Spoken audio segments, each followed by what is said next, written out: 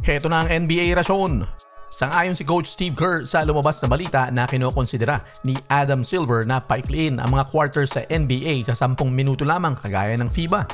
Ayon kay Coach Steve Kerr na ang mga adjustments daw na ito ay dinisenyo para sa kapakanan ng mga players ngayon. Napapag-isip-isip na rin kasi ng NBA na kinakailangan nilang protektahan ang kalusugan ng mga players dahil habang tumatagal ay parami ng parami ang nai-injure. At kasabay pa nito ay malaki rin ang magagawa nito para sa business side ng mga bagay-bagay.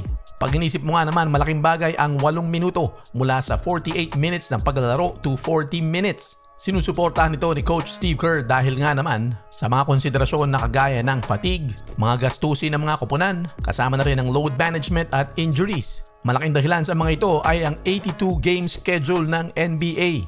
Kasama pa ang pag-travel, lalong-lalo na masakit sa mga players ang back-to-back games.